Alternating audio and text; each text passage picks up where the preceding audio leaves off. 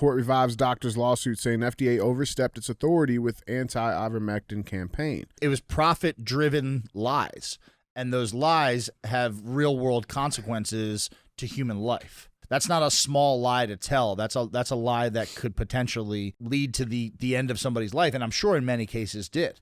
And it was purely by profit. It wasn't mistake. No, none of this was mistaken. So that's crimes against humanity, bro. 100%. When you know there's an effective therapeutic and you know there's an effective treatment schedule, and you're denying it and you're villainizing people who figured it out, like the frontline doctors who stood at the Capitol steps and they put her in jail for 60 days. Mm-hmm. For every time they did that, they discouraged people from finding it for the sake of continuing a state of emergency so they could continue to steal money.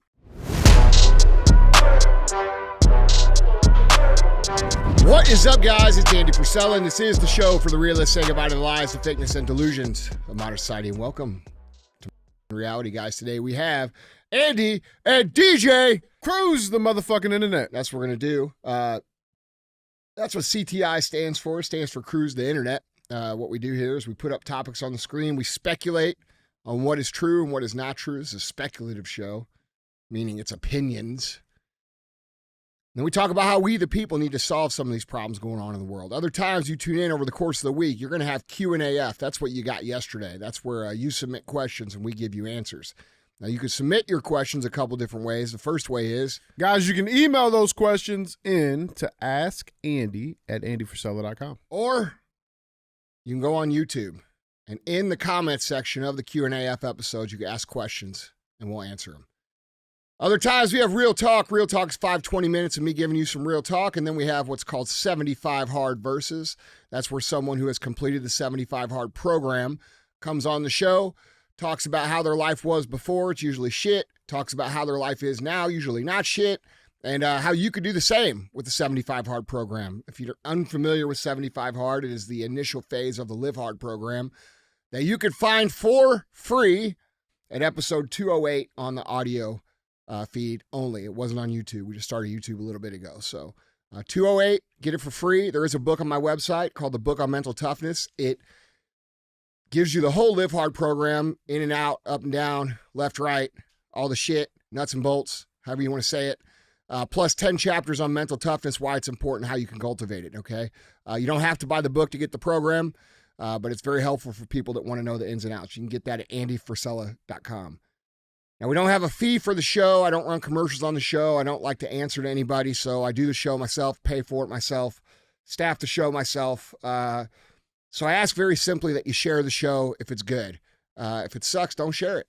But if it's good and it makes you think, it makes you laugh, gives you new perspective, if you think it's something that needs to be heard, do us a favor and share the show. We're constantly fighting shadow bans, traffic bans, all that shit.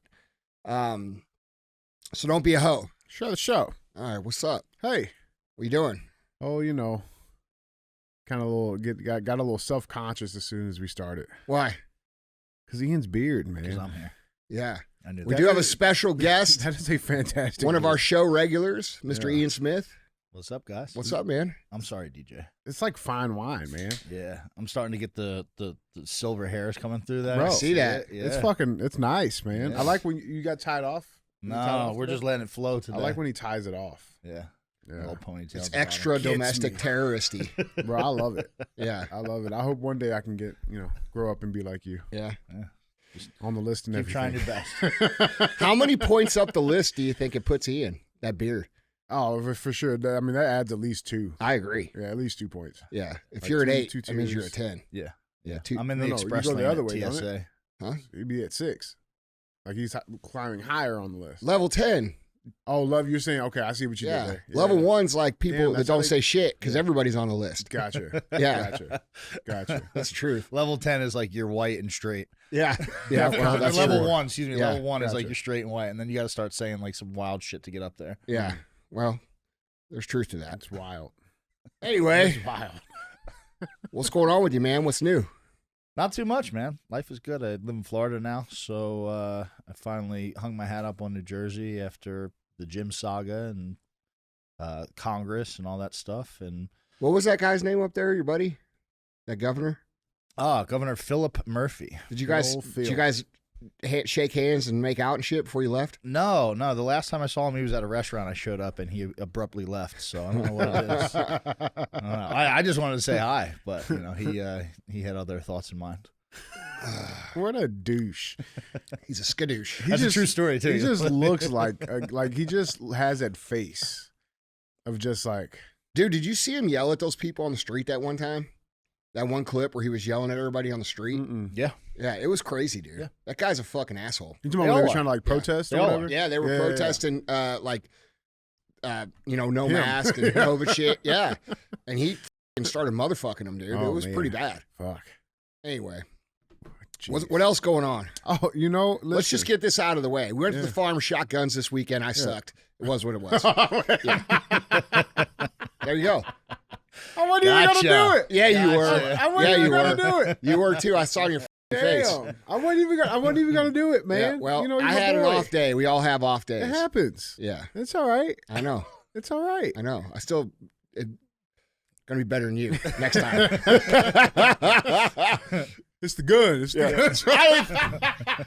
I didn't fucking say that. I said it's a new gun. It wasn't. All right. I'll take the L, man. It is what it is. Oh, man. No, we had a good time, though, Can't man. be jacked, handsome, and awesome all the time. Listen, it's hard. Had a good shot. Yeah. It's hard. Just asking too much. That's right. Ask me how I know. It's hard. No, Well, dude. like you were hitting that much more than me from the distance we were shooting at. I would hit You a sure few. about that? That last time we shot, bro, Uh-huh. we were shooting. How far is that? 50? That was like 50 yards. Yeah. 50 yards with the pistol. Yeah. You hit like 2 more than me. Because I hit 0. So And you hit 2. I'm about to- All right. Yeah. No, it was cool, man. It was a good time. Yeah. It's always nice. Couldn't out get there, the man. fucking tank started. Yeah. That's a You know, problem. That's unfortunate, but listen, it's all right. Yeah. We'll get it. We're good. We need it. It'll be ready when it needs to be ready. Yeah. Yeah. Hopefully. Hopefully. Come on, man. We gotta get to the revolution. Start this motherfucker.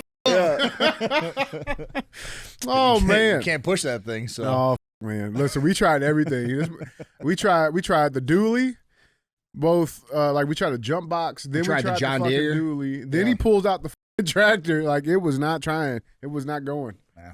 It's not going. That's all right. Yeah, it'll be ready. Yep. It'll be ready. Yeah, man, we got a hell of a show.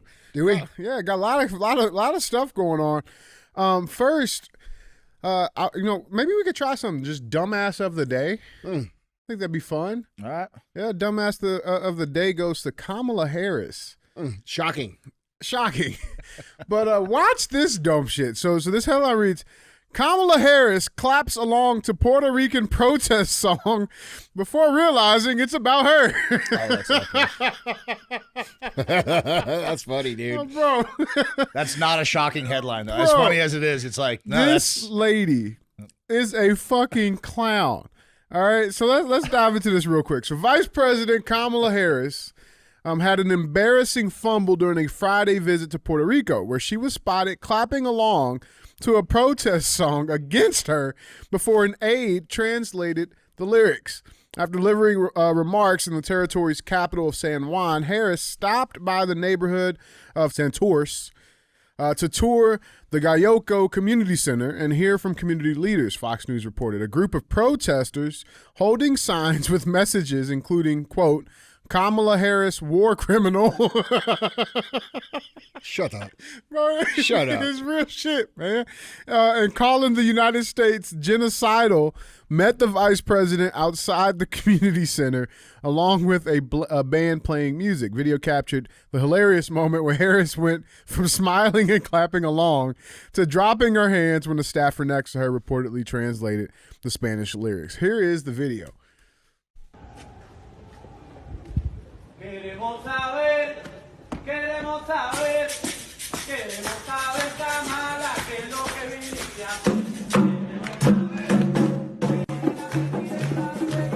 I like the way they protest better than we protest. Yeah.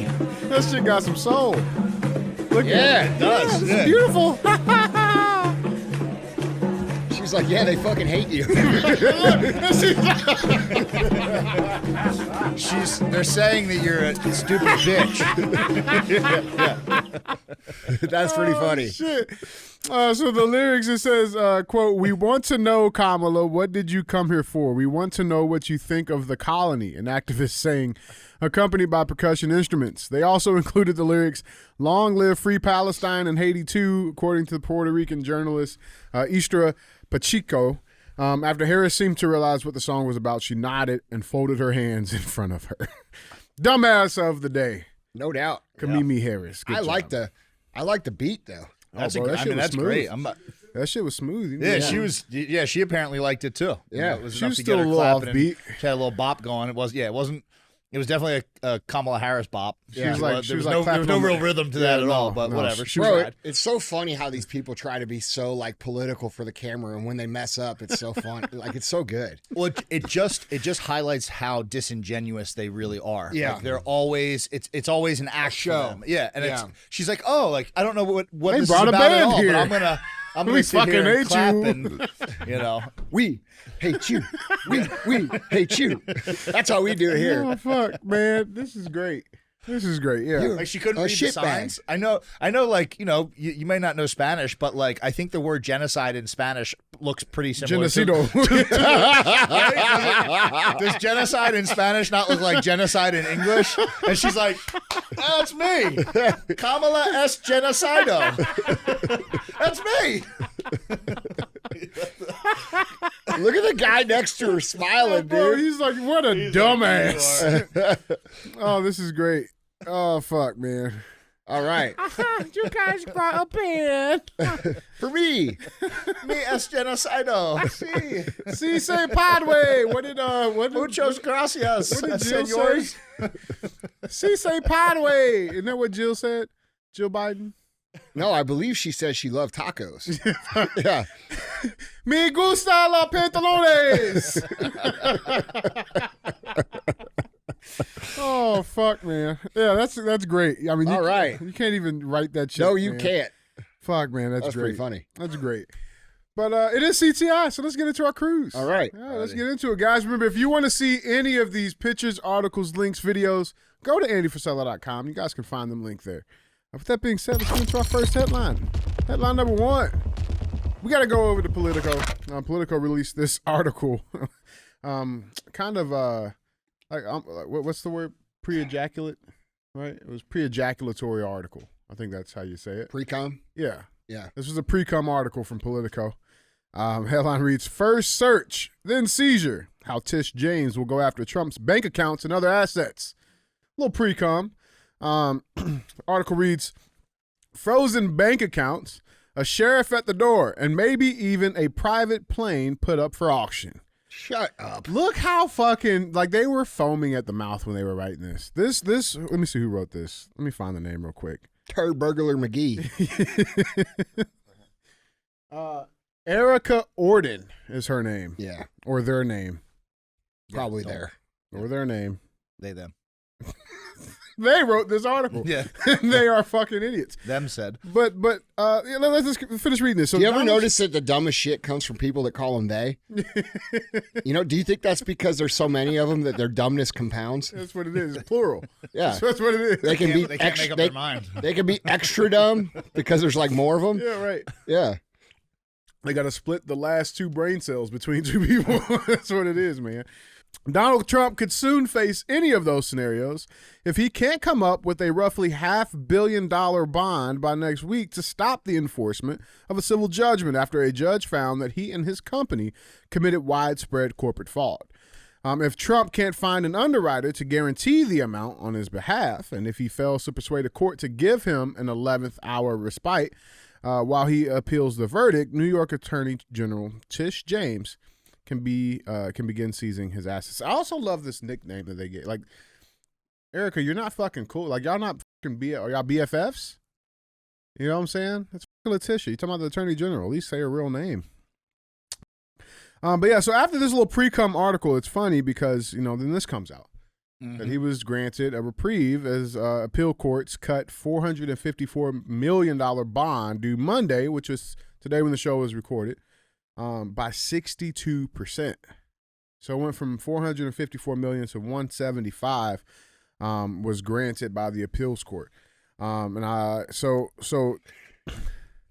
yeah, it's like 10 days to come up with it and pay it off, which, listen, it's still a shit ton of money, right?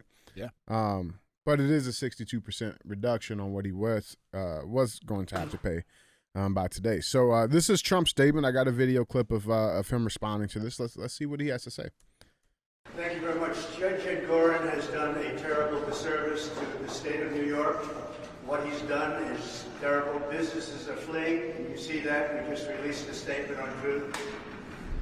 Businesses are fleeing and crime is flourishing all over the state. And what he's done is such a disservice and should never be allowed to happen again. New York State is being battered by his decision. So I greatly respect the decision of the appellate division, and I'll post either $175 million in cash or bonds or security or whatever is necessary very quickly within the 10 days. And I thank the appellate division for acting quickly. But Judge Engoron is a disgrace to this country, and this should not be allowed to happen. Thank you very much. Wait. Keep going. Oh, that's it. Oh, there's the best part is when he walks off, the guy yells, "Hey, Trump, how are you going to pay it?" And he goes, "Cash." Oh, no shit. It's awesome, dude. He wanted to say cash, bitch. Yeah, right. It was Right. awesome. Fuck. I mean, that's still a shit ton of money. Bro, I've seen a lot of people like laughing about this. Like, oh, look, he doesn't have to pay the whole amount, and like celebrating it. And Yeah, no, dude, it's a win. it's but not a win. It's not a win. Yeah. It's No. not. None of this stuff should be happening. No. And Trump's right here. He's talking about that the state's falling apart, and this is what I mean. How much of the state's legal resources are going to this at the moment? When you've got criminals being let out on the streets. Yeah. And he's got to fight for a 62% reduction, and it's still, it's close to $200 million. That's a fortune. That's not that.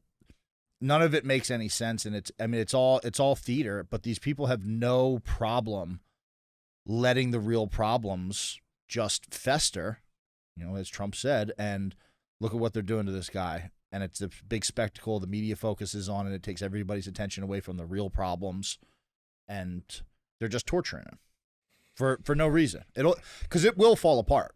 Well, I think also, dude, yeah, it is going to fall apart. But there's a couple other points here too.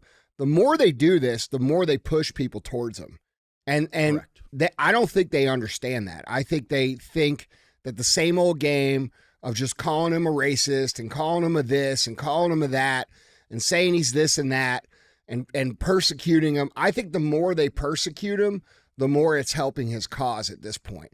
And then the second thing is this sets a precedent for people like you and me to be completely railroaded by the court system. Yeah. And I think that black communities generally feel that's the case anyway. So as they're watching this happen, they're starting to be like, fuck, dude, this is what they do to us, which is making them rally behind Trump too. So ultimately, these Marxist communists, which is what they are not doing themselves any favors by doing this. And I really hope he figures out a way to get that money back, honestly. Like that's a lot of fucking money, dude, and for anybody. And I see a lot of conservative influencers and shit like laughing, like, oh, you only got to pay 175. Mother, you shouldn't have to pay anything. Right. So, like, dude, he's in court again today. Dude, these conservative people got to stop celebrating Little wins that aren't wins. Yeah, they're not. Like, just because they're giving you something doesn't mean it's a win. That's like the trap of the conservatives. We've become so accustomed to these little tiny victories that you're losing things in general, like in a bigger sense, because we celebrate little stuff like having a number one like song, and and don't get me wrong, like that's not putting down anybody's efforts to to speak on things and to that, but we spend a lot of time celebrating stuff that actually doesn't move the needle in the direction that we need it to go. This is not moving the needle in any direction positively. It's stopping the bleeding on It's certainly not something to celebrate. No, Yeah. it's not. You should say good for him. I'm glad he got some of this, but This is still an injustice. This is still an injustice, and how do we fix this? How do we change this? How do we get this to stop happening? Not, oh, cool, he got away with half. Yeah. We stuck it to him. Yeah, no, you didn't. Stick it to the man. Yeah. Yeah. Fuck. His lawyer, what do you guys, anything on that? What is that? I don't know. I bet she's smart, though. Looks like Howard Stern. Looks like trans. That the alien on American Dad. Well, you guys can make fun of her, but I bet she's fucking smart. Oh, yeah, she's smarter than I am. If she's sitting right there, she's fucking smart. If Trump hired her, I mean, Trump didn't hire me for anything, so I'm not, I guarantee I don't really you have much to say what the there. fuck was she wearing, though? Fuck, man. Cool. Well, guys, jump in on this conversation down in the comments. Let us know what you guys think. With that being said, let's head over to him. Let's check him out. Who's the comments? Today's comment comes from @James Alston. He says, I'm 38, and I remember watching Robot Jocks on Cinemax in 91. Yeah, bro. That's what's up. Yeah, I still don't. I mean, I know we saw the pictures. Robot Jocks is good. You know what Robot Jocks is? I was 5 years old. Wasn't. Oh. How old are you, Ian? 37. Oh. Anyway. I agree. That's all we got. I can get something else. Yeah, get something else. You want some heat? Yeah. I got one for you. All right. Better be a good one. Pressure's on now. All right, this comment comes from @DirtyDiaper1783. There we go. Oh man, this is gonna be some intelligent shit. You ready? Dude, Anthony, Andy, whatever the fuck your name is, I love you. Your consistency and passion is inspiring. Fucking love that shit. Hey, dirty diaper, whatever the you call yourself. I appreciate it. Where the fuck did he get Anthony from? It's like right there. Hey man, Is that gonna be a new nickname? whatever he wants to call me, I don't give a shit. It's all good. Anthony, Andy. Yeah. All right. I love you too, buddy. That was not what I was expecting from Dirty Diaper at all. No, I was expecting some shit. Guys, we appreciate your comments, though, man. Appreciate all the love and support you guys give this show. Keep doing it. Keep liking and subscribing. And the Sherry shares. And the Sherry The shares. Sherry shares. Don't become whores. No hoes. Your parents raised you better. Share that. You know what I like is whenever you meet someone in public and they listen to the show, That's all you got to say. all they say is, I'm not a hoe. Yeah. And they give you like a little pound. Yeah. It's good stuff. Yeah, Cool that's it. shit, man. Well, let's get into our second headline. Let's keep this cruise moving. This is a loaded headline. All right, we got a lot going on in here. Maybe even a little Andy Damas coming into fruition. But let's start it off nice and easy. Headline number 2. Yellowstone star kicked off flight for allegedly refusing to sit next to passenger wearing a mask. All right, nice and easy. Let's dive into this a little bit. This is actually one of my favorite actors. You guys watch Yellowstone? This is the old man, right? The old man, Yeah. old Forrie Smith. Yeah. Okay. So he got kicked off of a flight. Forrie J. Smith claimed he was kicked off a flight after refusing to sit next to a passenger wearing a face mask. The Yellowstone actor was stranded in a Houston, Texas airport when he shared his story on the Instagram video for his 500,000 followers. Quote, "You need to hear this story." He captioned the short clip alongside the hashtags #cowboy, #country, #western, #Yellowstone, #Yellowstone TV. Here's the clip. You know, my social media people tell me that you like me face to face. But you know what? I can't say face to face what I want. Like, I just got kicked off a plane in, where the hell am I at? Houston, Texas. Because I told them that I didn't feel comfortable sitting next to somebody with a mask on. Yeah, I've been drinking. I've been sitting in the airport for 3 hours. Yeah, I'm drinking. I ain't drunk. But they throwed me off the plane because I'm drunk. Because you people won't stand up and tell everybody what bullshit this is. I just told them I didn't feel comfortable about sitting next to somebody that had to wear a mask. And I'm off the plane. Yes, I ain't. Yeah, the video cuts off there. Well, But I like it. hey, now, Forrie, I love your work, bro. He's a great actor. You were definitely drunk. Yeah. But it's all You good. weren't wrong though. You weren't wrong. It's all But good. you were Well, definitely we not can't- Worried about your health, down's a shooter. We can't get drunk at the airport anymore. That's the only thing good about the airport. I I guess. thought this was America. You could drink beer. You could drink beer at 10 a.m. You could drink beer at 6 a.m., bro. Yeah, it's The airport doesn't have time. oh, Yeah. You could it's a drink at any vacuum. time in the airport. Mm-hmm. And that's the only good thing about it. But it is interesting Yeah. that they used to kick everybody else off the plane Mm-hmm. for not wanting to wear a mask. So I guess we're still getting kicked off the planes. Yeah, right. Yeah, we're just getting kicked off. But it is. It's despite the fact that he probably his delivery probably wasn't great on the airplane. So there's probably You take that fucking mask off. yeah. Yeah, I'm sure that like it wasn't just like he's like, hey, I don't feel comfortable. Guaranteed. But he's not wrong. I mean, it's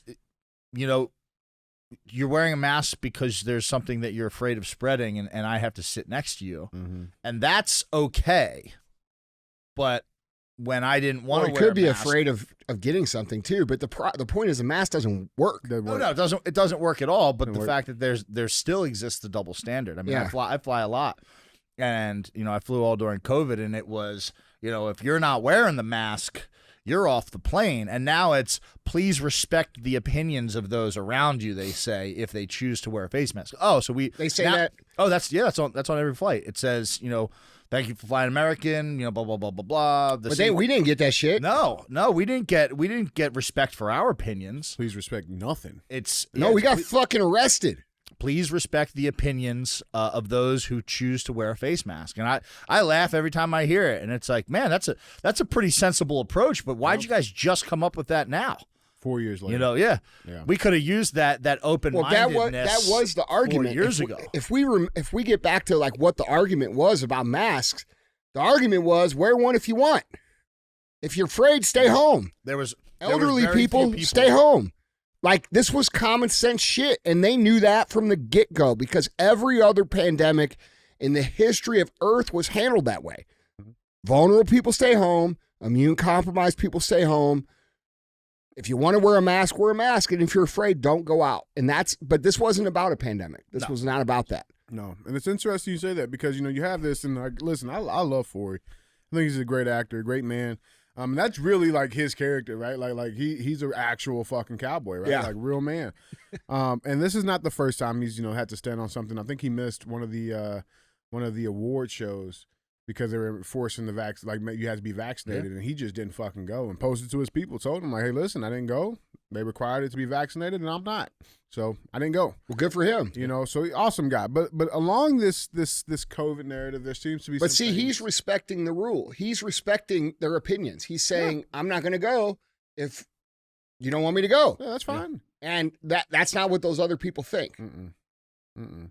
That's probably one of the most irritating parts about all the post-COVID world is that everything that the people who didn't want to shut down or be afraid or live in fear and all those things, all the very logical ideas that we put forth are now public policy, but there's no, hey, you guys were right.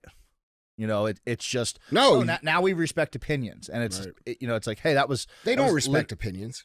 Yeah, They're no, no, no. pretending to respect opinions It's because public they're clearly policy. yes. Yeah. Those people do not respect opinions. They've already proven themselves what kind of people they are, and people don't understand that. It's very you have to pay attention to how people behave during that time, because how people behave during that time is how they will behave again in a time of crisis. And those people, real talk, are not safe to be around. Those people that didn't let you come to your house or called the cops on you for being in your yard, bro. Those people will turn you in for shit, bro. They've already proven their point. So, like, unless there's a legit, like, apology type, hey, man, I really realized how fucked up I was, I don't associate with those people anymore. Now I can have empathy for them because most of them got the vaccine and a lot of them regret it, and they are the victims of mass amounts of propaganda, but their behavior, to me, is not necessarily excused.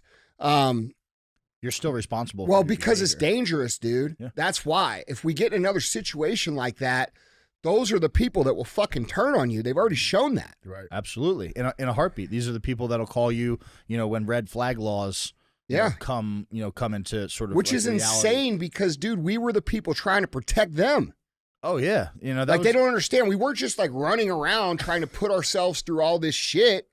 Like we were trying to save you from fucking falling for the biggest propaganda scheme that's ever existed. Yeah, when I protested mask wearing by not wearing a mask on any commercial flight and getting kicked off and banned from airlines, I was protesting for your right to wear a mask if you want to, just as much as I was protesting for my right to not wear a mask if I want to. And but these people, they'll fight you tooth and nail. And then on the backside of it, the sad part is that how few of those people who acted like that because there are people who have apologized. I know some. I've had a bunch, but it's a very small minority of people who acted like that. Everybody else just wants to pretend like that never happened, dude. And that says a lot. That says a lot about people's character when it's so clear that you were wrong, and now. I don't bring up the COVID stuff very much anymore when I'm online, giving social commentary. But every once in a while when I do, there's always the inevitable comment like, just give it up, man. Just get over it. Yeah, just get over it. And it's like, fuck you. No. Yeah, not only that, for the amount of shit that you had to go through personally to dude, here's what people don't understand. Okay. This is how Ian and I became friends. I saw that they were going to close his business, and I saw him and Frank standing up, and I messaged him online. I said, hey, dude, I remember exactly what I said. I said, hey, dude, don't stop because what you're doing is super important because it's going to give a signal out to the other business owners. If you and a few other guys like Lou and some of these other guys hadn't stood up, our companies, dude, it would have been way worse. Yeah. And dude, the amount of bullshit that I watched you go through during that time, the amount of abuse that you and I got, the amount of shit that these other people got that we became close to, dude, you can't just forget about that. And that's what those people don't understand. Like it was daily abuse all day long, worst shit ever, canceling, fucking with your business. I had people outside my business harassing me, dude, getting harassed where you go out in public. Like, dude, it's fundamentally changed my life where like I don't go anywhere anymore. Like I stayed at home for 2 fucking years and now I don't really do shit because it's changed my behavior pattern. And a lot of people say that. A lot of people are like, dude, I'm way less social now because of it. Because, dude, I couldn't go out and deal with people like yelling at me, bro. Like I'm not that kind of a dude that can deal with that. Like I can't have someone yell in my face who's, and this is going to sound the way it is, but who's a physically inferior man. Like, you're not going to scream my face, bro. It's not going to happen. Yeah, no. And that's, I think the important part of that is just, what you said earlier is that this is a type of behavior that has really, really, really negative consequences. And it's not about COVID and what they did during COVID. It's about the fact that they were so susceptible and receptive to propaganda. Exactly. To propaganda, and that propaganda fundamentally turned them into monsters. Yeah. I mean, these people were monsters. You look back and they like to laugh about it and stuff, but like you had people like Jimmy Kimmel and like saying that and seriously saying that if you get sick and you're an anti-vaxxer, the hospital shouldn't help you. I think his exact quote was "Bye-bye, Wheezy." Yeah, exactly. And it was veiled. You had Stern saying the same shit. Mm-hmm. And they're all veiled in comedy and stuff like that, but it's like they were very serious about that. Now, take away the COVID narrative and put something else into play. Put that into, right, what do we see now? What's the big fear now? It's now everybody's afraid of Islamic terrorism, right? So, how long until there's a crisis where people start acting like that towards Muslims, or whatever it is? Well, I think that's being engineered right now intentionally. Yeah. I mean, look at how people lose their humanity when look at the incident in Russia, right? Yeah. How many people online were Okay. Oh, we got it. You know I got it. You know I got it. Yeah, you know I got it. Yeah. Then we'll touch that there. But people lose their humanity, and that's the Very important quickly. part. Is these people are so susceptible to propaganda, and they're not only not aware of it, but it's just like dormant right now. Well, they're It hasn't gone away. unwilling to address that. Yeah.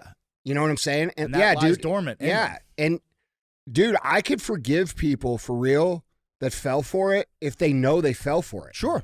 You know what I'm saying? Yeah. Because dude, it's going to take unity. Like this is not we can't have a functioning America without majority unity. And No. this was just that whole operation was geared to fracture unity long term. Yeah. So it was geared to manufacture the response and the feeling that we're discussing right now. And that's where like both sides have to like have a little bit of grace. You know what I'm saying? Yeah. But like, dude, if I'm dealing with someone in my life who doesn't think they were wrong, they're out, dude. They're out.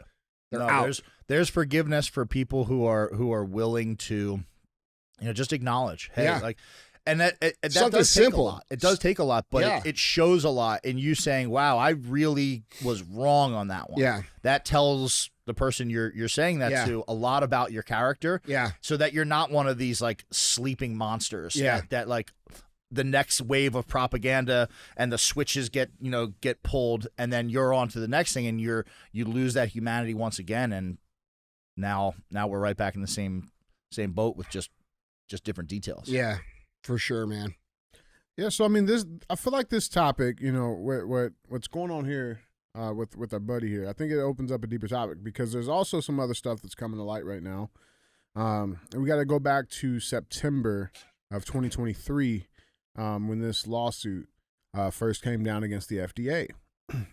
Court revives doctor's lawsuit saying FDA overstepped its authority with anti-ivermectin campaign. You mean where they put a horse and said, "Don't be a horse"? Right. Okay. Right. Yeah. And it wasn't even just that tweet. When they knew Yeah. that it was an effective therapeutic for COVID. 100%. So there was a federal appeals court Friday. This was back in September of 2023 that was filed by 3 doctors.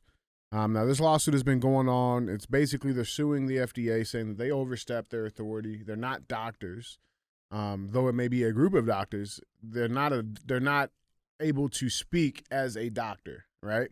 And we all remember the posts that they were putting out. You're not a horse, things like that, right? Well, the lawsuit finally came to a head today. Well, remember what they did to Rogan for saying he took they it? literally Yeah. put a filter on him and made him yellow. Yeah, or they gray. made him yellow, Yeah. and then they drug him in the media for 2 weeks, bro. Not that I think he gives a fuck, because I don't think he No, I does. don't No, think but he but gives a fuck what at did all. but the what fact did is that the they people tried. who saw that what did that Yes. change of their minds? Yeah. What did that change of their actions? Holy shit, man! Joe Rogan look at him like I'm not taking that shit. Then Yeah. they must be right. Yeah, You know what I'm saying? And which further led to more people getting sick, more people dying, more That's people right. hurting. that's right. It's fucked up, And so That's crimes against humanity, bro. 100%. When you know there's an effective therapeutic, and there's an effective treatment schedule, and you're denying it, and you're villainizing people who figured it out, like the frontline doctors who stood at the Capitol steps and they put her in jail for 60 days. Mm-hmm. Listen, dude, that's crimes against humanity for the exact reason that you said, DJ. For every time they did that, they discouraged people from finding it for the sake of continuing a state of emergency so they could continue to steal money. Yeah, it was profit driven lies, and those lies have real world consequences to human life. Yep. That's not a small lie to tell. That's a lie that could potentially lead to the end of somebody's life, and I'm sure in many cases did. And it was purely by profit. It wasn't mistake. No. None of this was mistaken. Again, going back, this is all stuff that people who pushed back against the COVID narrative said, and it was black and white true back then. And now we are 3 years out in this article here. But there's more articles like this all the time. I think there was another. All these court cases are winning now, but they quietly win. Well, this one won today. Yeah. You know, There it is. blood on its hands. FDA loses battle against ivermectin. Agrees to remove COVID-related anti-drug social media posts. That's it? And yeah, exactly. Look, and agrees to remove COVID. Blood on its hands is the first words of the article, and the punishment is that they agreed to remove COVID-related anti-drug social media. It says posts, but it's propaganda. Right. That's it. For lying to people about an effective treatment that would have potentially saved. Who knows? Stopped a government, stopped a societal shutdown that in some cases lasted in schools for 2 years. Years, man. Mm-hmm. They needed the transfer of wealth to happen. Yeah, that's right. They need to steal the money. They needed it to happen.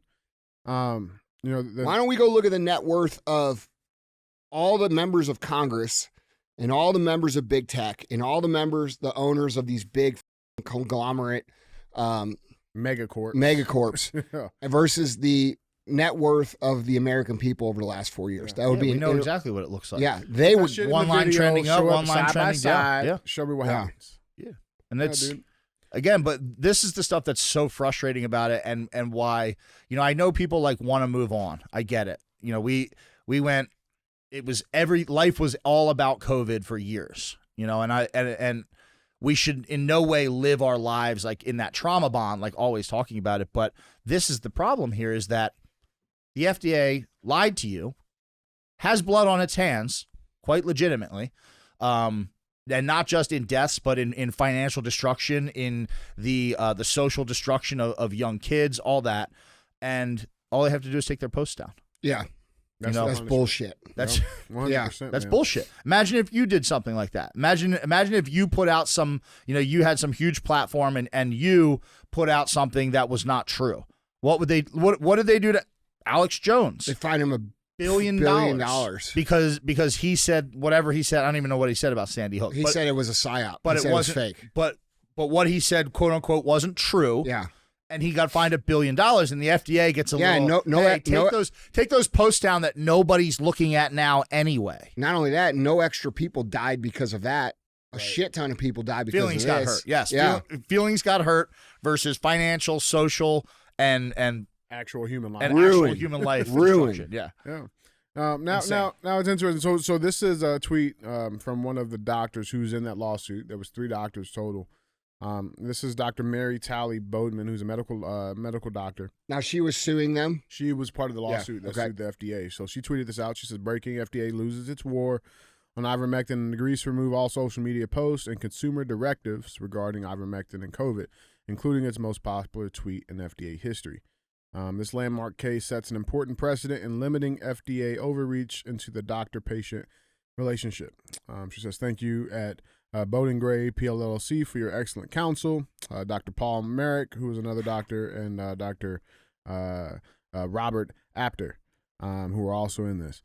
So you know, some will call this a win, some will call this a loss. But I'll say this, and I would like to get some foreshadowing happening here because you have an interesting theory that I would like to pull out here.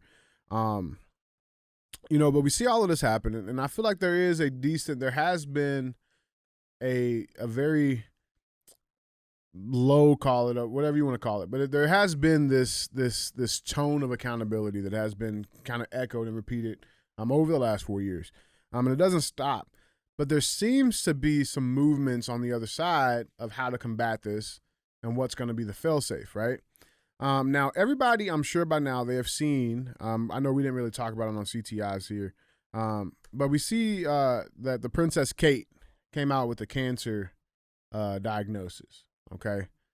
Now, and she's received a ton of world support, okay, after the Princess of Wales has received her cancer diagnosis. She's got a bunch from everybody, all of the same people, a lot of the same tyrants. Hell, even Joe Biden had from his account tweeted out, "Jill and I join millions around the world in praying for your full recovery, Princess Kate." This is William's wife? Yes. Okay. Right.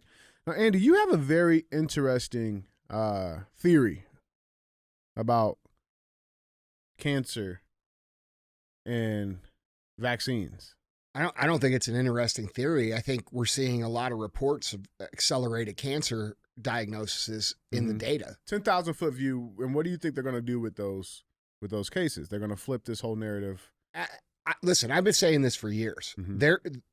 I believe what's happening now, and dude, listen, I know people are going to get upset when I say this. I'm just speculating what I see going on. I believe what's happening now is they're starting to sort of admit that they fucked up, okay? Like this in very small doses, because if they just came out and said, oh, we messed up, people are going to be enraged. So we're seeing piece by puzzle piece sort of come together that what this was actually about. And I believe that eventually, like I've said on the show a bunch of times, is that their ultimate goal for sort of showing accountability is to turn the narrative onto Trump because Trump continues to brag about Operation Warp Speed and his vaccines and all this shit. And he's very tone deaf to any different. And I said this, 2-3 years ago, that they were going to blame it on him. And I mean, here we got a headline right here that says, was Trump's Operation Warp Speed a success? Yeah. Well, where Alex Stapp, the co-founder of the Institute for Progress, has assembled a team devoted to analyzing and applying the lessons of the pandemic. The Institute has published papers arguing that Operation Warp Speed was a success, that it should be duplicated for greater investment in indoor filtration and for better biosurveillance. And of course, that's one of the downfalls of Trump. He'll take that shit and it makes his ego even better, right? Like he'll take that in. But here's the problem, okay? Here's the issue. Now, well, dude, let me finish my little theory here. What happens if, a whole bunch of big names start coming out and saying, oh, I got cancer. Right. And then people start to fucking freak the fuck out because they got 5, 6 vaccines, 3 vaccines, and they're hysterical because they're super afraid again, just like they were before. And then they direct that fear and say, he did it. Yeah. Here's the thing. It's not like making up these diagnoses. These are real diagnosis. Now you're seeing, I think they just put out another article the other day, 300% increase in myocarditis. That's just myocarditis. Yeah, right? 100%. Just in myocarditis. But let's talk about cancer, because this article comes out today. What's your risk of cancer? Figures show 40% of Americans will develop disease in their lifetimes. After Princess Kate's shock diagnosis, these tables reveal men and women's risk of every type of tumor. The shock announcement that the Princess of Wales, again, going right back to the princess here, it seems like they're using her to be that steadfast, that first influencer almost, right, for this campaign. But data suggests that nearly 40% of Americans will develop the disease in their lifetime, while 1 in 5 diagnosed will die from the illness. Now, that's just Americans, right? But, it's not like the vaccines were exclusive to the U.S. That's interesting, because I also was able to find this article from a few days ago. Global cancer phenomenon. It's not just America. The UK, Japan, South Africa, and Australia are among dozens of countries suffering mystery spikes of all different kinds of tumors in young people. All countries with a high vaccine uptake. Doctors across the world are sounding the alarm over a surging epidemic of young people being diagnosed with cancers more commonly associated with the elderly. Between 1990 and 2019, compared to now, cases of cancer in young people across the globe have increased by 79%, and deaths have risen 28%. Gives new meaning to that Bill Gates shit that he said about we can reduce the population effectively with the proper use of vaccines. And here's the chart. That's where my head goes right away. Immediately. Is that talk he gave. Immediately. And then here's their estimate. It shows their graph. And it's interesting because the article also alludes, they put this date. Studies project diagnosis will continue to rise by 31% and deaths will rise by 21% in 2030. There's always this fixation about 2030. The Great Reset.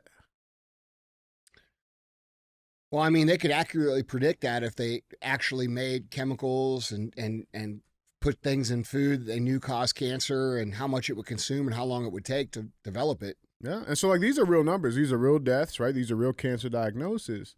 That was a real vaccine. So let's just go ahead and put it on the guy who orchestrated all of it. That's what I see happening. That's what I see happening. And he'll be too egotistical to change. Trump's making a mistake, not coming out and saying, "Hey, Yeah. this was wrong." Yeah. Fuck, man. What else we got on this, man? So there's a website called the Deagle Report, and it's like it's like third-party kind of military intelligence and analysis, and it's not just some random website. You know, governments all around the world have used it for years for analysis and all sorts of stuff, and I think it's been scrubbed, but you can still find it on the internet. They put out United States population projections in 2030. They projected 100 million people living in this country. And these people are like rarely wrong. So 2/3 of the population. 2/3 of the population. Gone. Yeah. Yeah. Now, whether that has to do with this or any combination of other things, this organization has sort of been right in all of their analysis, and it's geopolitical analysis, wars, stuff like that. But I think they took it down, if I remember correctly, because people had stumbled upon it, and here's this organization that's almost never wrong, projecting that by the year 2030, we will see a reduction in our population by 2/3, and it started to circulate, and now it's now they took it off the internet. 2/3. 2/3, 100 million, I believe. I was just trying to pull it up. You mean in the United States? In the United States. So that they're estimating by the year 2030 there will be 100 million people living in this country. Yeah, not more. See, total. See, that's what we were fighting against. That's what people don't understand. Yeah, and then you look at stuff like this in conjunction with everything else that is happening right now in terms of health, in terms of just ability to survive. Financially, it's getting harder for people just to make ends meet, right? When you have less money, you tend to live a harder life. You tend to not have access to the appropriate tools to stay healthy. It's much easier to be healthy when you're not struggling financially. And now you're pushing most of the middle class is struggling to keep their head above water and to stay in the middle class. You have a huge portion of the middle class slipping into the lower class, people making what just a couple years ago was good money, and who are now struggling. Yeah. And that's just one area. You see it, I own a testosterone clinic, and we see declining fertility rates among men who are in their 20s. And so you're looking at an increase in sickness and mortality in all of these ways: cancer, myocarditis, all of these other things, financial stress that limits your ability to sort of push back against mortality and being unhealthy. And then you also see this declining fertility rate alongside of the declining marriage rate, alongside of all these other things that would boost that population up. So not only a healthy society. Yeah, not only are we're seeing a decay in our ability to reproduce and to keep our numbers up, and at the same time we're seeing a huge limitation on access to proper medical care. It's getting more expensive, and it looks How many like the of these perfect people storm. that are coming across the border got the vaccine?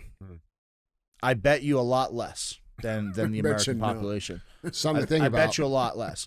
Although in Latin American countries, there typically is a culture of just sort of accepting vaccinations as not that big of a deal.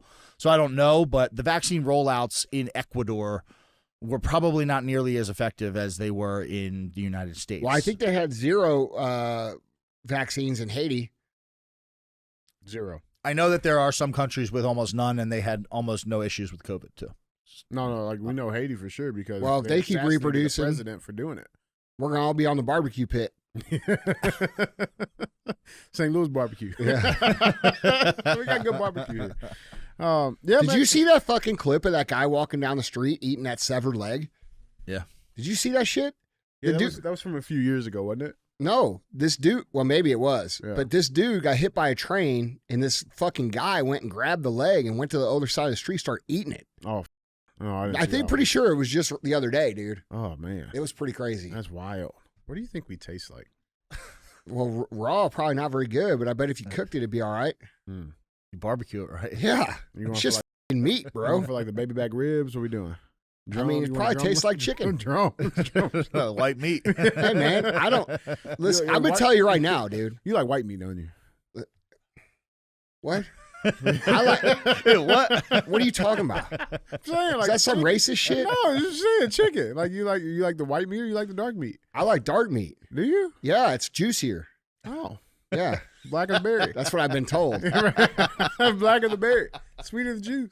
Hey, I'm talking about chicken, fucking weirdo. Oh man, I'm telling you right now, though, dude. If this society collapses, and I gotta eat, I'm eating. yeah. Hey, I'm gonna be barbecue too. Barbecue Junior. guys, jump in on this conversation down in the comments. Let us know what you guys think. With that being said, let's get to our third and final headline. Headline number 3. This is an interesting one. I got to talk about it. We know we have some criminal issues here in this country. We also got some other threats going on, but it's a constant theme about, giving criminals a harsh and heavy hand of justice. Headline number 3 reads, Russian forces appear to torture Moscow terrorist suspects, with one getting electric shocks to genitals. Woo! I think that's I like it. I say loud. loud. I'm becoming a bigger Putin fan by the f***ing day.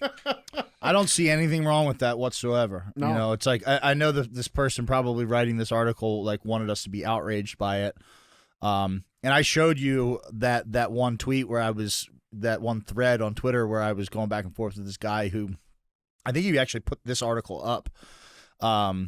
And he was saying like, I don't like terrorism as much as the next person, but this is just barbaric.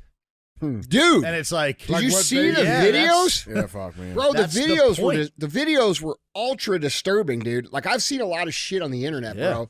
Like I'm the guy that watches the shit. Like talking about what the terrorists did, right? Yes. Yeah. dude, Yeah. dude, it was terrible, bro. They mowed down innocent people Bro, with a machine gun. Listen, man, There's nothing more barbaric. there was than all that. these people running, and they did the worst thing possible. They went in like this corner, and like 30 or 40 of them went into this corner, and a dude saw him, and he just stood there and just killed them all, bro. Sprayed. It was fucking brutal. Like 130 people have been killed in this attack. it was, dude, it was disturbing. And I've seen a lot of shit on the internet. Like Yeah. I've seen dudes get their heads cut off and all that shit. Like I watched that shit because I want to know what the f- actually happening. And I grew up watching Rotten.com. You remember that? yeah, you remember Consumption Junction? Yeah. Yeah. So like, dude, these, like I've seen some shit, but like, dude, seeing those people panic and while this guy's shooting at them, bro, it was highly disturbing video. Yeah, dude, it's fucked up, man. But yeah, so let's dive into this a little bit. So harrowing footage appears to show Russian forces torturing suspects in the Moscow concert hall terror attack, with one fed his own ear and another writhing in agony from electric shocks to his genitals. Footage circulated online appears to show members of the security forces cutting off the ear of one of the suspects in the attack that killed more than 130 people and then stuffing it in his mouth, according to The Guardian. One of the suspects was later seen in court with a huge bandage covering his ear. They could have should have cut off his dick and shoved it in his mouth. Yeah, well, they do that later. That's when you Tape get it to the closed. gulag. Okay. Real shit. Another appears to show security forces beating suspects with rifle butts and kicking one as he lay in the snow.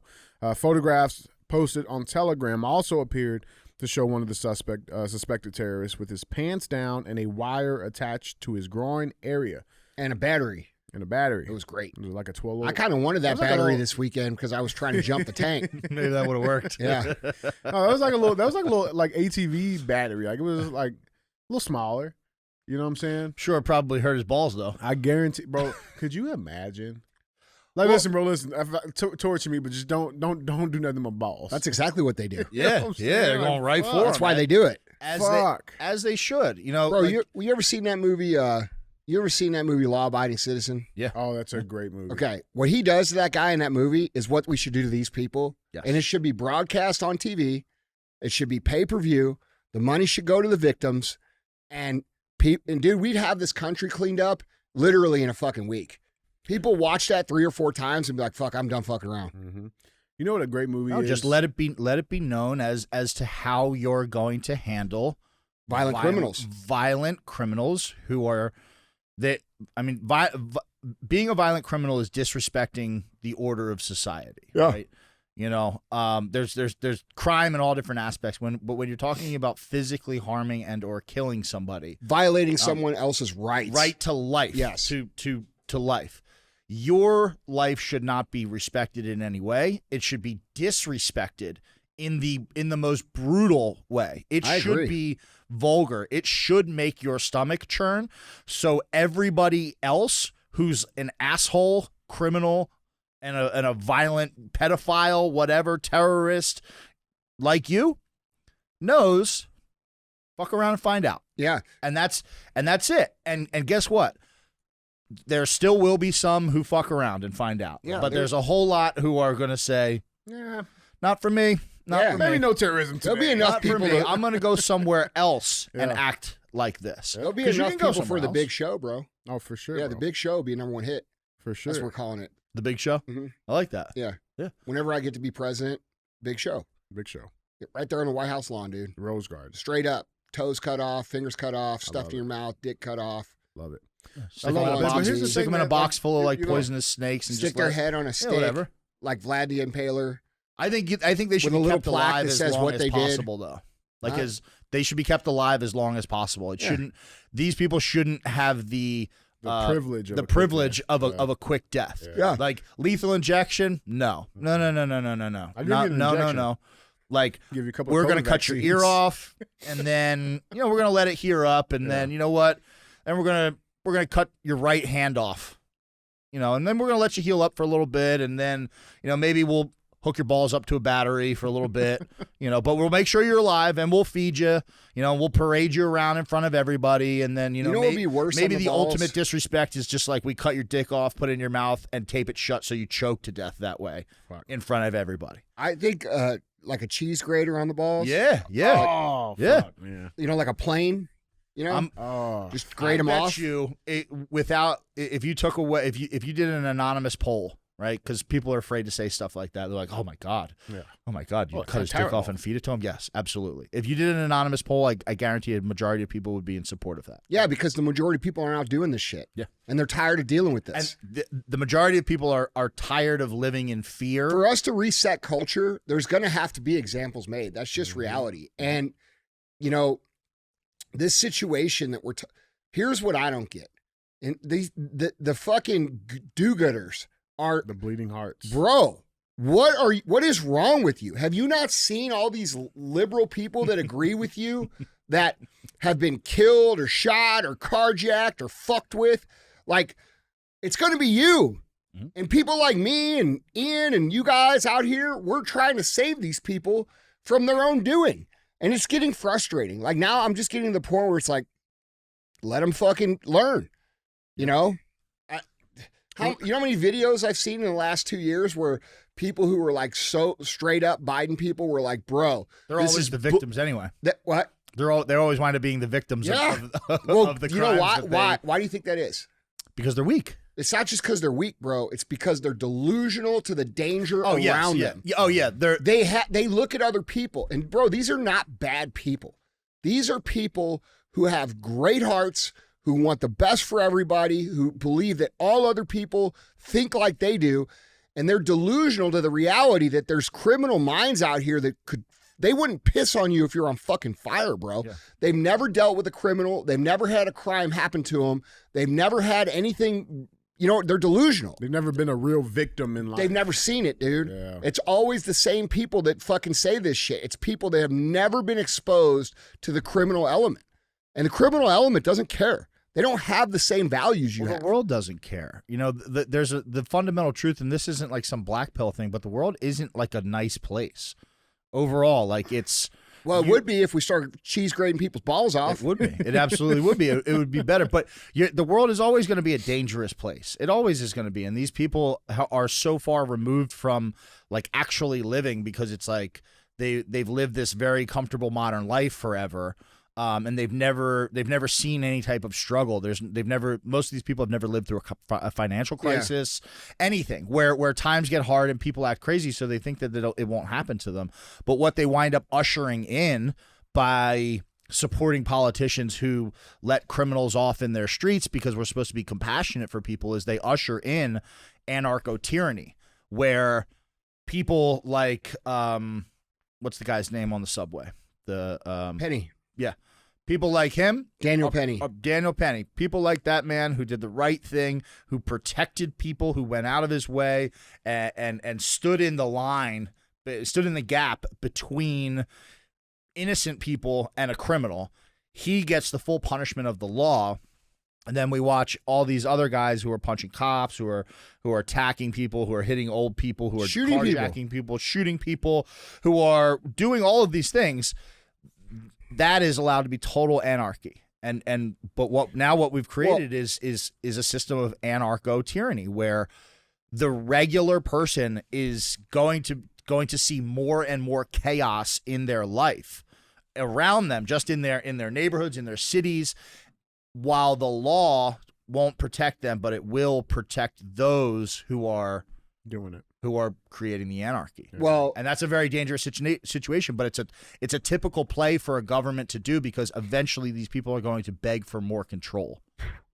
Yeah, that's the point. They're gonna beg for more control. The World Economic Forum slogan, out of chaos comes order. That's what we're talking about. Now this makes sense. Remember how during COVID, you remember what they did with the criminals? Oh, they let them all out of jail. Mm-hmm.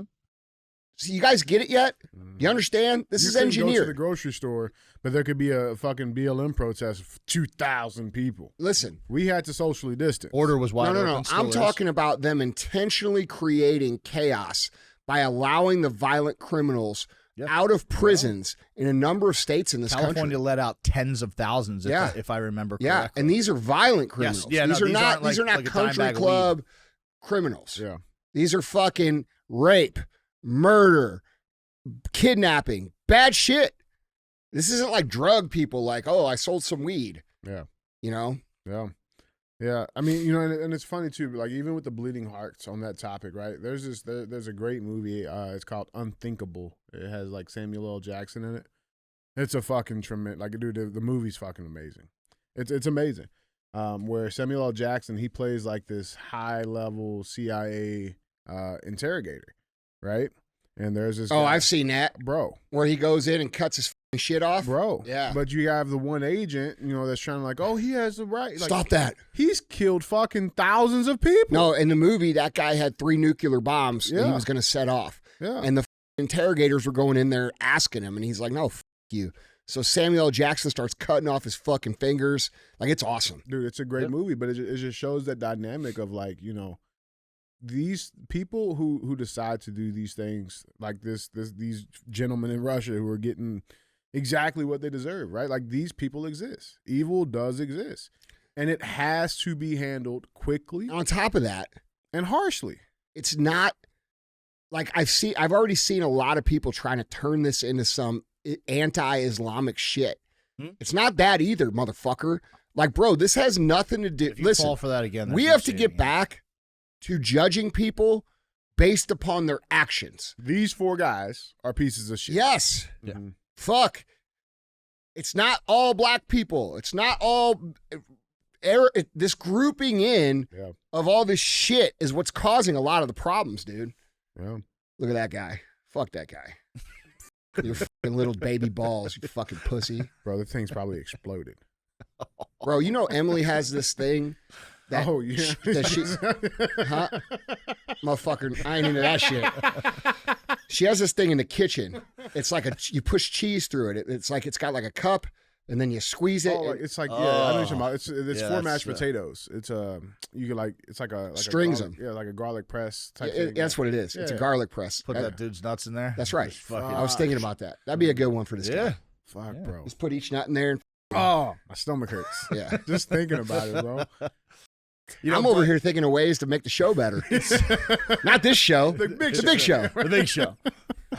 Email the big show at Andy Frisella for more advice and suggestions. You know, but really, this sends a message. One of the things that bothers me so much is, I grew up in a country where it was like, United States doesn't negotiate with terrorists, right? And it's like, but we sure negotiate with our criminals.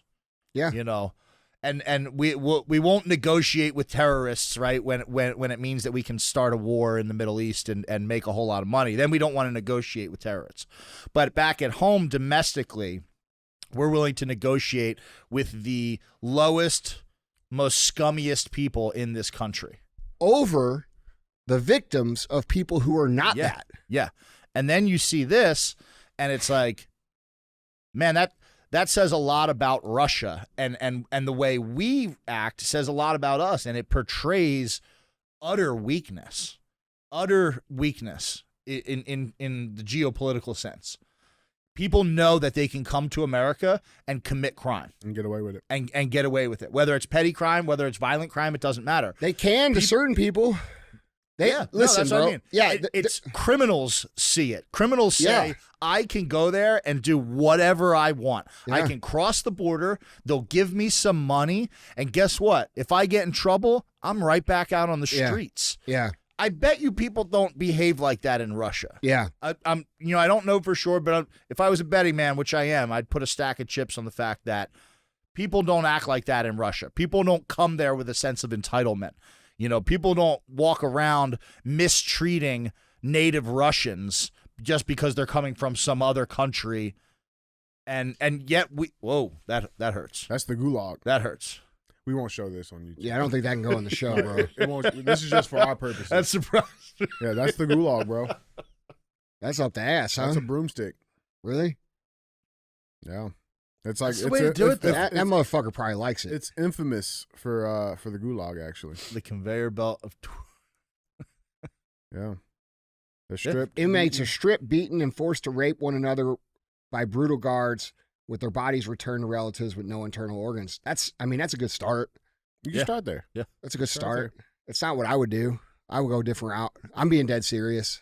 I'm not fucking around. Like, people think I'm joking. I'm not. Listen, dude, I'm very well aware of criminal activity. Yeah. I've been around it a number of times. And a lot of these motherfuckers do not give a shit. You don't understand.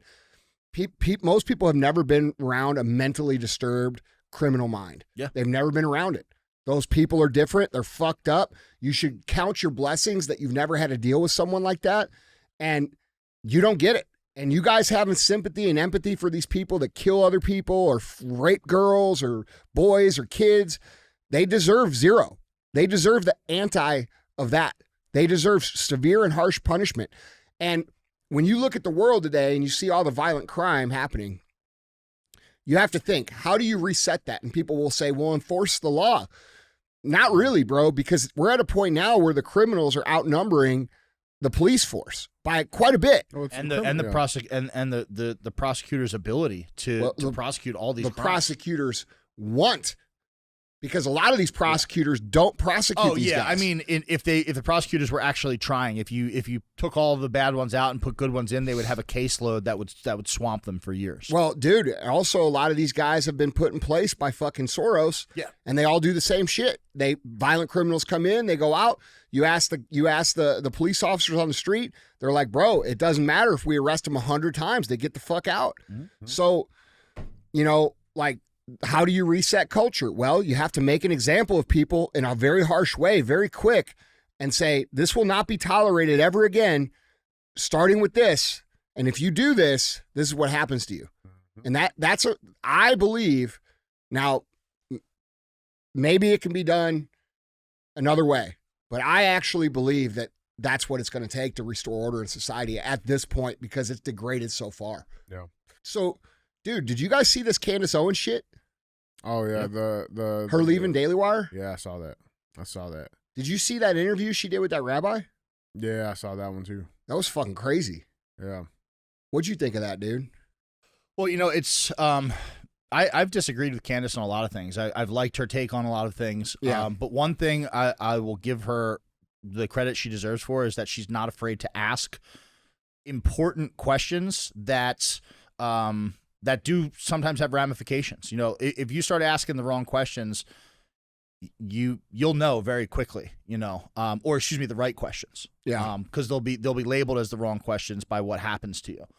And I've watched her interviews, and the point of everything that she was trying to make when it comes to the Israeli Palestinian conflict is, when does it end? Like when do we see a resolution to this conflict? Because right now it just looks like total destruction. It looks like the only acceptable terms for this thing being wrapped up is the complete destruction of Palestine as a place and as a people and as a culture as well. Like we're seeing scorched earth policies. Mm-hmm. And again, going back to that loss of humanity, we have people cheering that on. I know. A lot of people. We have people cheering that on. And at the end of the day, no matter what you feel about, terrorism and this and that, there are women and there are children and there are innocent people dying. Not a few, but a lot. And we're talking tens of thousands of people. A big portion of which are children. I believe it's an overwhelming majority of women and children and non-combatants. And you hear this rebuttal. Well, it's war. Against whom? Is it war? Is it war? Because again. Well, did you see that drone footage of them shooting those kids? Bro. Yeah, exactly. Yeah. Well, the evidence. So here's what happens. The evidence keeps stacking up to where people are now saying, I can't ignore this anymore. Like the initial emotional response of October 7th was like, get in there, do what you got to do. But we're in March now. And, now that the emotionality has come down a little bit for some people, people are saying, well, what's this drone footage of you guys blowing up kids? Is that war? And that's the questions that Candace was asking. And she started to ask those questions, and immediately she was accused of anti-Semitism, which is, I've been accused of it. I was on Stop Anti-Semites. They ran a smear campaign against me because I asked the same questions. I said, how many civilians have to die before you defeat Hamas? I think that's a fair question. Yeah.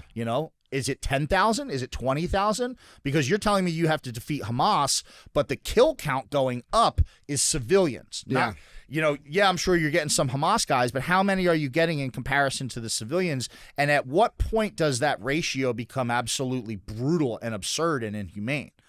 We're not saying that there isn't collateral damage, but you ask these questions and immediately, just like a couple of years ago, if you asked certain questions, you were labeled a racist. For sure. Now it's instead of having a debate, because I don't think anybody's, and I'm sure that I don't think anybody asking genuine questions is out to accuse anybody of anything. I think it's just asking fair questions, and we should be able to ask fair questions with and receive at least a healthy debate. If there's a reason and you can convince me of these things, then you should be able to do that. If you're going to blow up women and children, you've got to be able to say something other than I'm an anti-Semite if I question you on that. Yeah, You've got to be able to give me something. And what we see with Candace, with a lot of other people, myself included, is that that's the only answer we get, is that you hate Jewish people. And bro, I say this shit all the time. Yeah. Like, here's what I say, and this is the truth. Okay, we have a gang of people that run the world. Okay, the World Economic Forum, certain members of certain governments. They're not all Jewish, but there is a portion of them that are. And those Jewish people use anti-Semitism as a shield against all other regular Jews that don't know or really aren't aware of what that is actually going on. At all. They're fucking people we know to the left and the right of us all day. They're normal fucking people. And they use this term anti-Semitic as protection, so you cannot criticize the crimes that they do. And, it's very similar to how, like you said, 2 years ago, if you pointed at a black person and said, that's a criminal, they say you're racist. Mm-hmm. No, I'm saying that's a criminal. And in my eyes, I think that all of this accusing of anti-Semitism, which I get for saying just what I just said, That's not anti-Semitic to say these people are doing crimes. Oh, if you look on the website Stop Anti-Semites that ran the smear campaign against me, they have an anti-Semite of the week, and it goes back for years. And they'll tell you why each person's anti-Semitic, and it's almost anything fits the bill. Well, It's any form of disagreement with them. You can't. Yeah. So they've called everybody from Vivek Ramaswamy to RFK Jr. to myself to like just regular people to Christian people now who are saying Christ is king. I saw that. Is now an anti-Semitic trope. I saw that. How the fuck is that? From the river to the sea, Palestine will be free. Go back is to an the Christ is anti-Semitic king trope. thing. Like, what the fuck is that? Hold on. Like, how does that? So what you're saying is, by saying Christ is king, that's a dog whistle for anti-Semitism. Yeah. So Christians, And what it is a proclamation of faith, yes, which in a free country, everybody should be able to proclaim their faith. It's not saying Christ is king and you're going to hell. But the people calling these people, I'm not saying all Jews, I'm saying the people calling these people anti-Semitic for saying that, what they're saying is our faith is more important than your faith. Oh, it is. That's the problem. And I think that's where a lot of that frustration and sort of, because you do see a lot of, I call it like low level anti-Semitism sort of on the internet. And it's, I see that too. And I think that shit's damaging. Like it is. It's very damaging. Like when people come on the internet, bro, and say, you're like, dude, I get this all the time. You're a fucking cuck pussy because you won't say what it really is. No, motherfucker, you don't understand what it really is. It's not the Jews. It's criminals who, is Barack Obama a Jew? No. Okay. No. But he works along with the Zionist agenda, which is the real major issue. It's not about Judaism. It's about this idea of a powerful Jewish, quote unquote, Jewish state. But what it is, it's a Zionist state.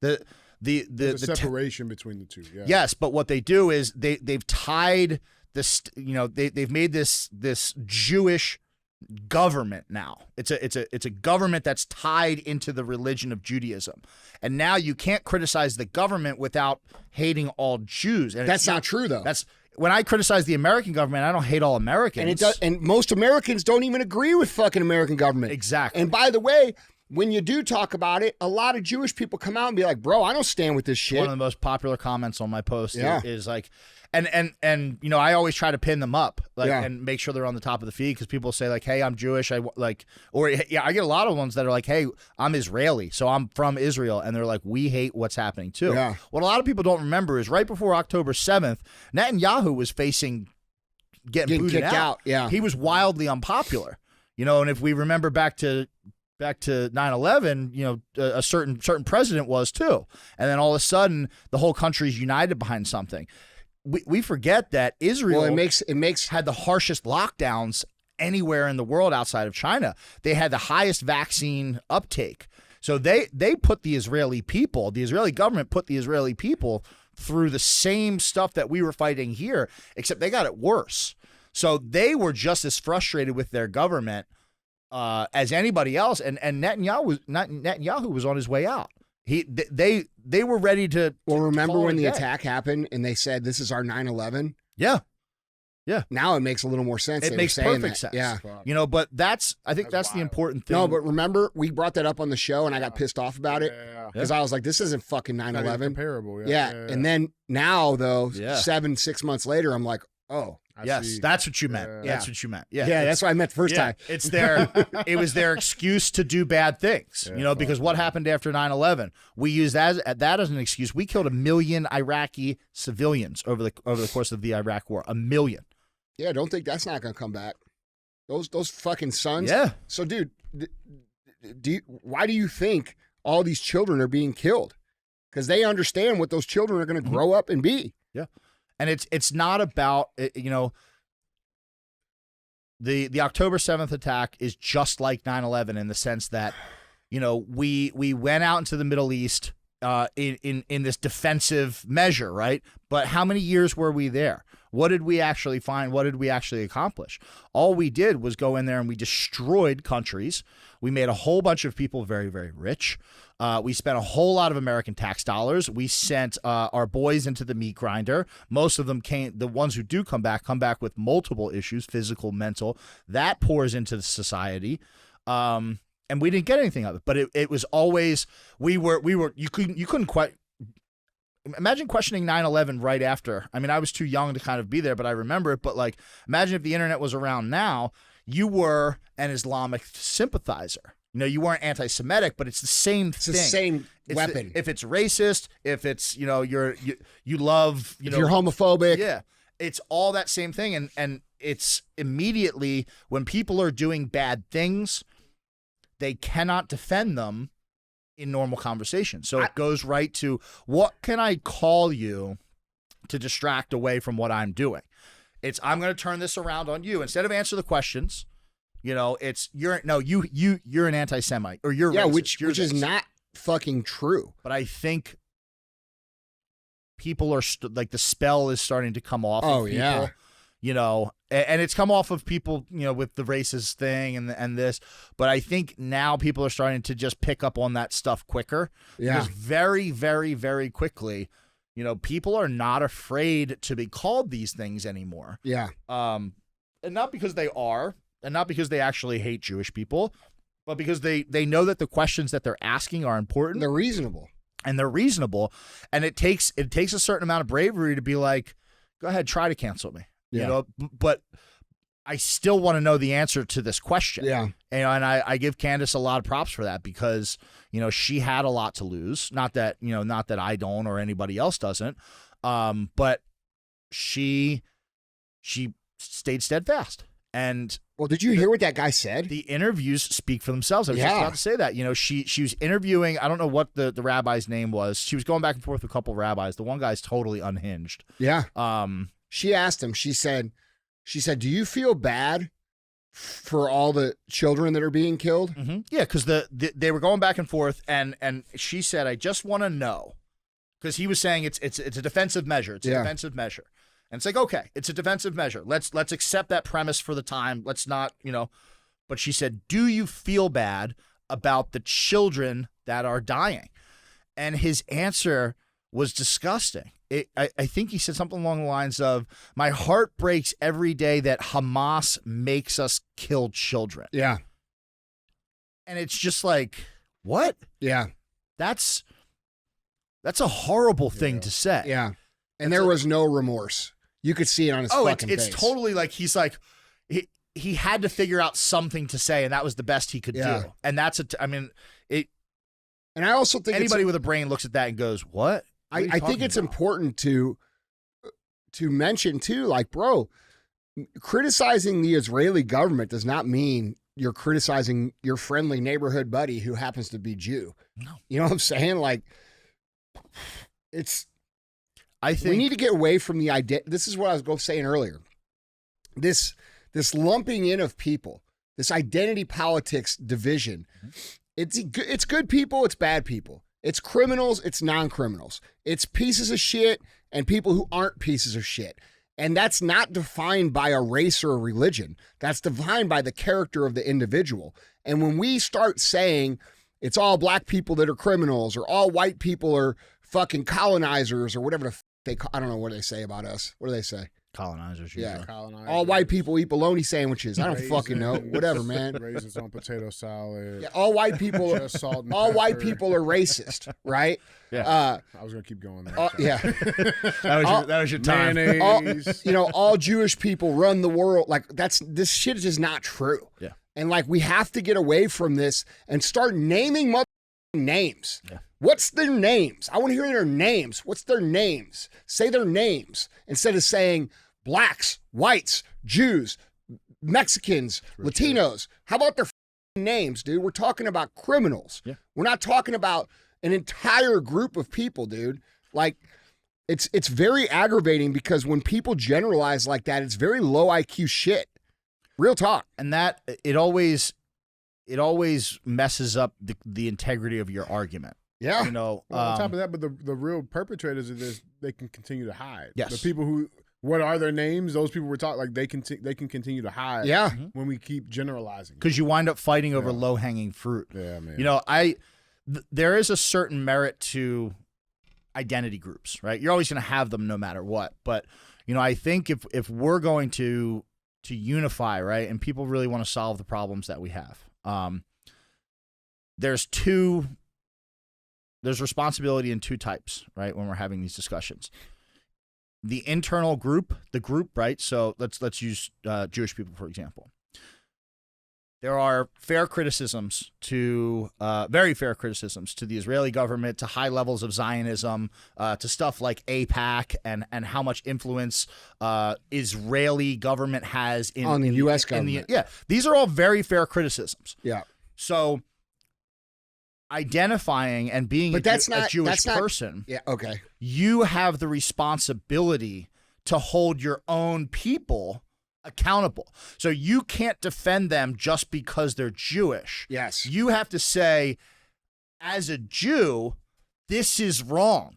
What's wrong is wrong, and what's right is right. And you can't. And if you're falling victim to their propaganda, then you are part of what they are doing in some regard. So there has to be a level of discernment inside of groups, right? So Well, that's like again, with black people. Black exactly. people got to be able to say, Hold hey, their own accountable. that motherfucker's a criminal. That's a Yes. bad dude. Stop that dude. Yes. And White then- people got to say, whatever they say. That guy actually is racist. Yes. Fuck that guy. Yes, exactly. Yeah. And then the other form of responsibility is from outside of the group. People have to stop generalizing in a way that they know is going to mess up your message. Yeah. Because, you know, if you have a problem with what the state of Israel is doing, but all you say online is it's the Jews, no Jewish people are going to want to hear you. Yeah, and which makes solving the problem impossible. Yeah, so there's a responsibility of the group, of the people inside the group, to be willing to call out their own and hold their own accountable, and to not believe the BS just because that's one of your people, right? You know, like, and I don't think it's something that people even do on purpose. I think it's Well, no, that they group feel, identity. they feel attacked. Yes, Just and like- they're just trying like to when they protect say- who they think is them. Just like when they say white people are racist, and I'm like, bro, what the fuck are you talking about? Yeah. Most white people are like, bullshit. Except for the Karens that live in the fucking McMansions. Thank you for calling it out for let me. me lick your toes now to make up for it. Get the fuck out of Did you here. see my sign in the yard? You saw Yeah, my right. sign? No, Yeah. yeah. So and people need to have that responsible form of dialogue and sort of discernment. And a lot of the problems, I mean, we could end a lot of this stuff today. I but agree. There comes a responsibility in what we say and how we communicate with people. If you really want to solve anti-Semitism, if you really want to solve, whatever other bullshit there is, racism against blacks or whites or this, there needs to be responsibility on both sides of each problem, and we can have good discussions about this stuff. But calling Candace Owens an anti-Semite because she wants to know when Palestinian children will stop being slaughtered is Bullshit. Is absolute bullshit. Yeah. It's And absolute dude, bullshit. real talk, if you guys want a country like America to be America and what the it's supposed to be, you're going to have to understand that we're going to have to all come together, bro. We're not getting rid of white people. We're not getting rid of black people. We're not getting rid of Latinos. We're not getting rid of Jews.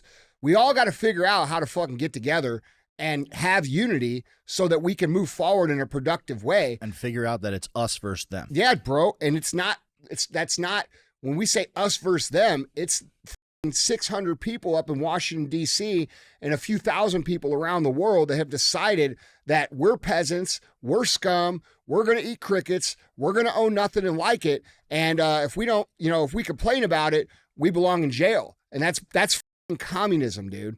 And when we look at what's required for us to have unity, the minute we start unifying it all, what happens? Another thing right? Another thing. Remember when Ukraine started? It started right at the end of COVID, where COVID fucking ended and Ukraine started right away. Then the Ukraine shit died down. What happened? Oh, the shit in the Middle East happened. So like, dude, they are intentionally keeping us from having difficult conversations and realizing that all of us are pretty much the same. We all want the same shit in general. We want to be left alone. We want to get along. We want to be happy. We want to pursue some success. We don't want to be taxed to death. We want to have a family. We want to live our lives. And these people at the top of the fucking world, they've decided that we don't deserve that. And they've decided that all of us are scum, and that the quickest way for them to maintain their power, the best way for them to maintain their power, is to make us all fight over and over and over again about what we were born as. Like, how low level IQ is it to fight amongst what the pigment in your skin is, or what religion you might have, or where your genetic DNA comes from in the world? It's super stupid, and it's anti-American. It's anti-American, dude. And if we want this country to ever recover, if we want this country to ever be a place where all of our children have a chance to prosper, all of us are going to have to check our egos and fucking shake some hands and say, hey, this is what I think. I have nothing against you personally, but we got to work together here to solve this problem. Yeah. And dude, that's why they killed MLK. That's why they killed JFK. Well, they killed JFK over something else. Yeah. But the point is, anybody who brings unification, they fucking kill them. Why? And then why are they afraid of your voice? Why do they censor? Why do they have political correctness? Why do they have cancel culture? Why do they have all of these things? They have all of these things because they're afraid of you noticing what's going on and speaking your mind and standing up, and you're sitting there thinking that you don't matter. Well, if you don't matter, then why are they spending trillions of dollars on trying to keep you quiet? Our voices matter. Our actions matter. How we live matters. And if we don't realize that we're falling into this trap when they show us 4,000 videos of black people beating the shit out of white people, if you don't understand they're trying to create racial tension intentionally, and don't let yourself fall for it, okay? Like, you're part of the plan. Yep. We have to get above that. We have to rise above that. And there are some real problems that need to be solved, but that's why we got the big show. I think too, last little piece on that too, Andy, bro, they want you to feel like you're alone. Through the shadow ban, through the censorship, they want you to think you're the only person who thinks that. Yeah. You know what I'm saying? And so you don't speak out, but when you do speak out, you realize, oh shit. Oh wait, so you agree with me too. Oh, you agree with me too. Yeah. And the next thing you know, it's everybody agrees with you, bro. Yeah, but that's why the next thing comes every time. Exactly. Right? What's more divisive in society than anti-Semitism? It's always been the one thing you cannot talk about. Yeah. Above any other shit. So like, in my opinion, this is their last move before like full out war. Yeah. And I still think this. I think this summer's disruption is going to be migrants versus citizens, and I think that's intentionally being propagated right now. We're seeing the promotion in the media of all of these violent crimes with migrants and against citizens. We're seeing and bro, by the way, those are legitimate gripes. Yes. But I think they're to the point now where like they're ready to send people into a actual conflict here. And dude, if that happens, bro, I don't think people realize how vulnerable we become as a country if we have internal conflict like that. That's where a country like China, or a country that doesn't have our interests in mind, that's when they come. That's when they come and conquer. And this is why it's important to realize, black, white, Jewish, Asian, Mexican, whatever the you think you are, you're actually American, bro. And we need to get back to that ideology. It needs to be American first. We're sticking together, and we're going to handle business, and that's that. And that's what needs to come. We have to come together, dude. We have to, or we're going to fucking lose the country, and nobody's going to win. Yeah. We're going to be, nobody wants the result of that, where you have to like scrounge for survival like it's a third world country. Is that what you want? Not at all. I don't want that shit either, man. I like my life. Yeah, me too. But we're headed there quick if we don't wake the fuck up and start getting together. This is Americans, bro. This is not black, white, red, yellow, etc. This is if you are citizens of this country, you are American. And we need to start putting our flag in that, not in the pigment on our skin or whatever, where we come from. Yeah, right. And that doesn't mean, that idea of unification doesn't mean that you can't have your own identity. Or disagreements. Yeah, and it's like you can not agree with lifestyle. You can be of different religions, of different sort of cultural backgrounds, and not clash. That is possible, and you can say, for freedom to exist, Ian, we have to tolerate things that aren't for us within reason. Yeah, obviously. for sure. Not pedophilia, as long as it doesn't pose a danger to you or infringe on livelihood. other people's rights. Yes. But the idea of unification, you can still be a proud white person but also unify with blacks. It doesn't have to be like a homogenous thing. You can have your identity, love your identity, be proud of the things that you are, and whether that's religious, whether that's, genetic, whatever, and still line up shoulder to shoulder and push back against the actual enemy. And the actual enemy is that small minority of people, the world's richest people who are shoving all of this division right down our throats, and we're fighting over low-hanging fruit while the ultimate goal, like we were talking about that at the beginning of the episode, of 2030 and the global reset and all of these things that we all are pretty much aware of at this point, that continues to get marched forward while we have these disagreements over well, black people commit more crime, so I black people are the problem. Or if it's, it's we fight over these issues, and yeah, there are real issues, but we're fighting each other over them when the strings are being pulled by somebody else. Yeah. And what we need to do is we need to focus on who's pulling those strings, and how they're doing that, how they're manipulating people and making people aware of the ways, because we all get manipulated in some sense. Yeah. So, man, guys, jumping on this conversation down in the comments. Let us know what you guys think. With that being said, let's get to our final segment of the show. Thumbs up or dumb as fuck. This is a cool one.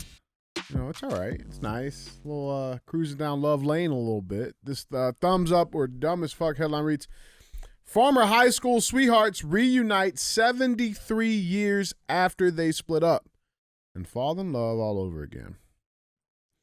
Must have got some good poutang. At that stage in life, it's just, who's left? Must be some good benefits. Oh, she's still alive? Yeah.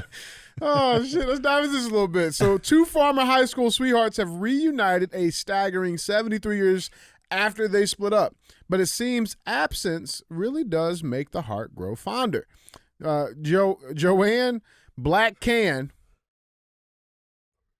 There's almost 3 Ks in there. That's what I was looking at. I was squinting my eyes. Easy. How long ago? 73 years. All right. And Bill Hassinger. Sorry. I got too excited on that one. Bill Hassinger. Hey. It's close. Hey, bro, hey. Yeah. Those are two. That's what I said. I don't know. Those are 2 interesting names. Bro, how long ago was this shit, man? Fuck, their names are different back then. So Joanne's 92, Bill's 90. They first met as teens riding the school bus. Andy, where do you think they were sitting? They were sitting in the front. They were sitting in the front of the bus. Oh, shit. Yeah. Riding the school bus to Michigan's North Muskegon High School? Muskegon? Muskegon. Yeah. Okay. They say things weird up there. All right, Muskegon High School. The pair grew increasingly fond of each other on their daily commute and became first loves, but eventually went their separate ways. The former couple carried on with their lives, both marrying and having families of their own until being reunited in 2020. So here's a picture of the young couple. 73 years ago. Damn, dude, that's a great picture. And here they are now. That's cool, man. Yeah, so Joanne told Fox News how the pair had met when she was a junior at the time and Bill was a freshman. And she quit, quote, "I was robbing the cradle." Now she's robbing the nursing home. Oh, fuck, I'm on a roll. Let's keep this moving. Let's try for one more. The best jokes are the ones that DJ says are great. I told a joke. That was a good one. Yeah, 2 for 2. She says, quote, "We became more and more attracted to each other, and then the next year was serious. In those days, you called it going steady," she dished. Bill accompanied Joanne to her senior prom in 1949 before she left to study secretarial science at Michigan State. So here's another picture of the young couple when they were young. Dude was a stud. Both of them look. Yeah. That was good-looking people. Yeah, man, look at that. Before low T kicked in. Man, Says she was that's some fucking truth. no. That's back Men when men look were different fucking now. men, bro. Yeah. Men were men, I bet that dude. That's in high school. Yeah, that looks like a grown man. Yeah. dude. It says she would pop back to visit on weekends, and the pair would go on regular dates, including roller skating. Quote, "But gradually, I met the young man who became my husband, and Bill was dating a young lady in high school, and we just went our separate ways," Joanne shared. The couple continued on with their lives after finding new partners. Bill married a woman who was 1 year his junior 6 months after she graduated high school. He then enlisted in the U.S. Army before working for the state police and relocating to various spots around Michigan with his family for more than 3 decades. Here's a picture of their prom picture. Look at that. She shrank. She was taller then. Mm. He's much taller than her now. And there they are now. 92 years old. Hey, I'll give man, it to you. that's pretty cool. That's cool, man. Yeah, I definitely a thumbs I wonder up. how they reconnected though. That's what let me see if it actually says Probably that. Facebook. Probably Facebook. All the old people use Facebook still. So I don't think that old, do they? Let me see. They actually look pretty good for in their I hope it 90s wasn't too. Tinder. I mean, if it Ancestry. he said they met each other on Ancestry. That's pretty good. Oh, that's funny. Let me see. Hold on one second. It's gonna be Facebook. I'm telling you. Yeah, it doesn't really say how they rekindled. I'm telling you, bro, it's because they Either were that or both bingo. alive. Yeah, they were probably the last two at the bingo hall. Yeah. They're like, fuck, I guess it's us. Yeah, everybody else is gone. Well, you're my girl now. Yeah. They look like they're gonna make it for a while. They don't look that bad for 90s. No. Yeah, they look good. No, dude, they're still taking walks and shit. They're Yeah. moving. Yeah. Yeah, well, cool. So what are we giving this? Oh, that's thumbs up. That's definitely a thumbs That's up. thumbs up, That's 100%, great. man. I think that's fucking cool. She did shrink a lot. Yeah. Yeah. She shrunk like 6 inches. Yeah. Well, she might have had heels on though, bro. Yeah, maybe. Yeah. Yeah, cool. Well, that's thumbs up, man. Well, guys, Andy, Ian, that's all I got. All right, guys. Thanks, Ian. Thank It's good you. to see you, bro. Always good to be here. Yeah. All right, guys. Don't be a hoe. Share the Share the show. show.